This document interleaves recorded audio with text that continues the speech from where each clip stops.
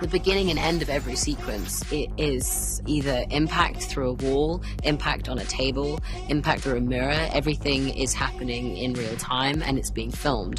And it's a do-si-do between me and my stunties. There's something wrong with me. Just a void. It's an interesting thing to try and explain, the void. It's this thing that Bob doesn't have control over, and once he loses control over it, it becomes this all-powerful kind of wormhole-esque thing. And when you get taken into it, it's essentially a interwebbed series of endless rooms of places that you've experienced the most shame or grief in your life. We wanted the spaces to feel realistic, so when you first see it, you're not quite sure if it's a flashback or you're trapped in the memory, and then later on you discover it's the void spaces, and it's a deliberate design to make it feel boxed in, as if they're trapped. Each character is trapped in their trauma memory. And it's pretty cool how Jake's designed it. It's almost like this eternal sunshine of the spotless mind, kind of Schenectady, New York fever dream. Just the encouragement to try to do something different, like Spike Jones and Jonathan Glazer. There's an old Jonathan Glazer commercial, I think, for Levi's, where they're bursting through walls and there's explosions as they do that, and then obviously the sequence from being John Malkovich of going into Malkovich's subconscious. It's like your mind is somewhere else. Mm-hmm. We are in one of the void rooms, and this is the forest set.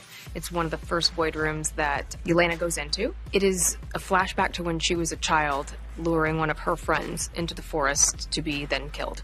And so it's sort of a nightmare of hers that she has to relive over and over and over. And ultimately she has to bust through a wall to get out of here, which then takes her into another void nightmare room of her own. Starting from a practical base, like if you really see something happen and you can really make something happen, there's a kind of unpredictability and a magic to that. The transition between all these rooms is quite tricky because gravity shifts and is different in each room, and there's different rules in each room.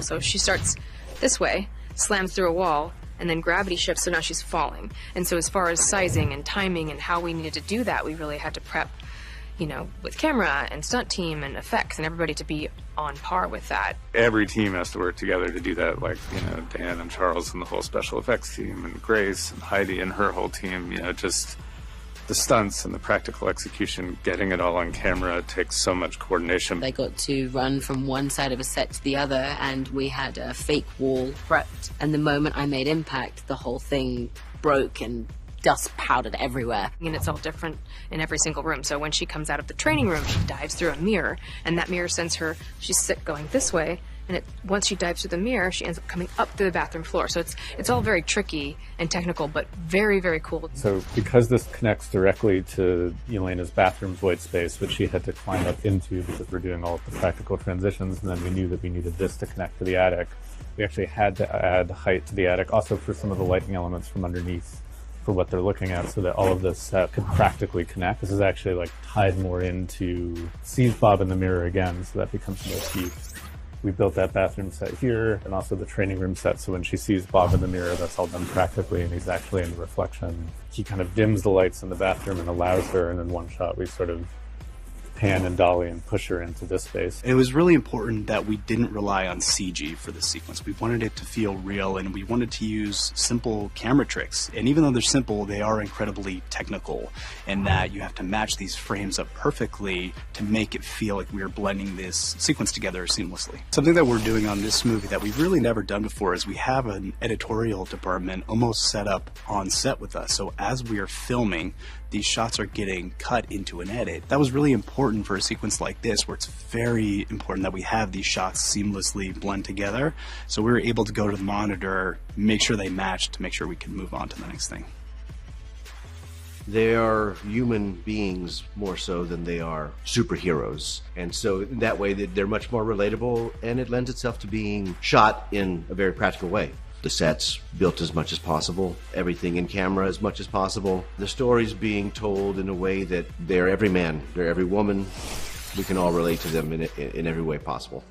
And even if it doesn't make the emptiness go away, I promise you it will feel lighter. How do you know? Because it already has for me.